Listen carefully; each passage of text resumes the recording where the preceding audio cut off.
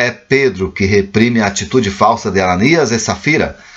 Pedro toma a iniciativa da eleição dos diáconos para que atendam à administração material da comunidade cristã.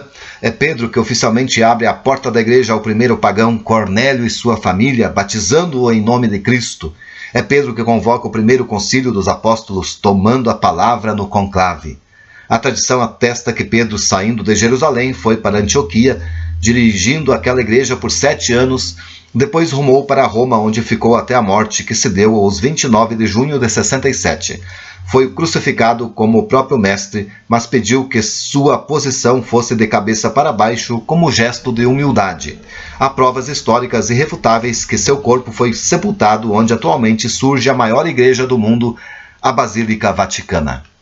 Paulo nasceu provavelmente nos primeiros anos da era cristã em Tarso da Cilícia, hoje ocupada pela Turquia. Embora judeu, a Paulo se atribui o título de cidadão romano, talvez por privilégio anexo à cidade de Tarso. Usava um nome judeu, Saulo, e outro romano, Paulo, com o qual foi melhor conhecido. Aprendeu a língua grega, que se falava em Tarso, e a aramaica, usada na Palestina. De Tarso foi para Jerusalém, onde recebeu sólida formação nas Sagradas Escrituras e nos métodos da tradição dos rabinos. Ele se diz da tribo de Benjamim, pertencendo à seita fanática dos fariseus. Teve por mestre o célebre, famoso e fariseu Gamaliel, e tornou-se ele mesmo fervoroso fariseu e defensor da lei antiga e da tradição dos antepassados. Era fabricante de tendas. Os Atos dos Apóstolos nos falam dele no fim do capítulo 7, por ocasião da morte do diácono Estevão, quando Paulo guardava as vestes dos que apedrejavam Estevão, concordando, portanto, com o crime. E depois do assassinato de Estevão, Paulo perseguiu com sanha os membros da comunidade cristã. Todo o capítulo 9 dos Atos dos Apóstolos narra a milagrosa conversão de São Paulo, a caminho de Damasco, aonde ia para prender os cristãos. Foi derrubado do cavalo e Jesus lhe falou: Saulo, por que me persegues? Conduzido cego à cidade de Damasco, Paulo foi levado para a casa do sacerdote Ananias, que o preparou para o batismo. É uma narração empolgante que prova a força de Cristo em dominar seu perseguidor.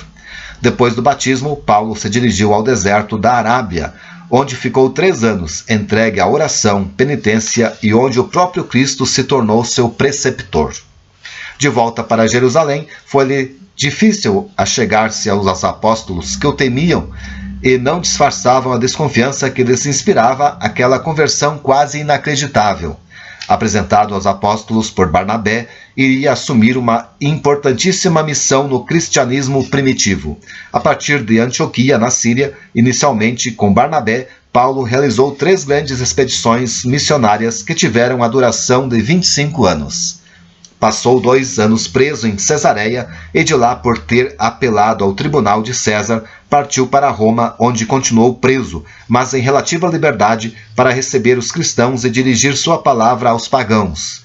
Inocentado no processo que lhe armaram os judeus, viajou para a Espanha, visitou novamente suas comunidades no Oriente e, de volta a Roma no ano 67, foi preso sob o imperador Nero, condenado porque seguia uma religião ilegal. Foi morto por decapitação e não por crucificação, porque ele era um cidadão romano. Paulo, escrevendo aos Coríntios, deixou-nos um catálogo impressionante de seus trabalhos pela pregação do Evangelho. Sofri muitos pelos trabalhos, muito mais pelos cárceres, muitíssimo mais pelos açoites.